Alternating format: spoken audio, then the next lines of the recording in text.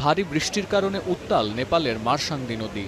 গাছের সাথে দড়ি বেঁধে নদীর কাছাকাছি যাওয়ার চেষ্টা করছেন উদ্ধারকারী দলের সদস্যরা।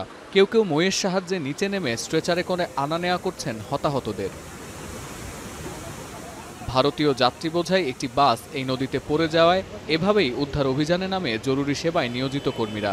ভারতের গোরখপুর থেকে ৪১ তীর্থযাত্রী ৩ দিন আগে নেপালে আসেন। শুক্রবার ওই বাসে চড়ে কাঠমান্ডু হয়ে পোখারার দিকে যাওয়ার সময় দুর্ঘটনার কবলে পড়েন তারা। পাহাড়ি আঁকাবাঁকা রাস্তায় বাঁক নেয়ার সময় নিয়ন্ত্রণ হারিয়ে বাস পড়ে যায় উন্মত্তা মারসাংদি नदीते। घटनास्थले निहत हन अर्धेकेरও बेसी যাত্রী। महाराष्ट्रका हुन्, कोही पुनाका छन्, कोही नवी मुम्बई छन्, कोही पनवेलका छन्, त्यो साइडकै छन्। यिनीहरूको 6 दिनको नेपाल प्रोग्राम थियो, जसमध्ये 2 दिन पोखरा भइसक्यो, लुम्बिनी भयो, 2 दिन पोखरा भयो। आज उहाँहरूको काठमाडौँको गौशालामा नारायण होटलमा होटल बुक छ, नारायण होटलमा यिनीहरूको रुम बुक थियो।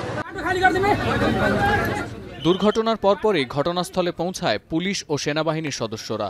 ল্যাডারের সাহায্যে বাসটি নদী থেকে টেনে তোলা হয়।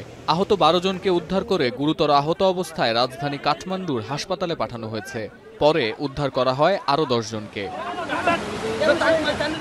বাসের বেশিরভাগ যাত্রী ভারতের উত্তরপ্রদেশ থেকে আসায় রাজ্যের পক্ষ থেকে একটি বিশেষ উদ্ধারকারী দলও পাঠানো হয়েছে। সতীর্থ কর্মকার, এখন বিশ্ব।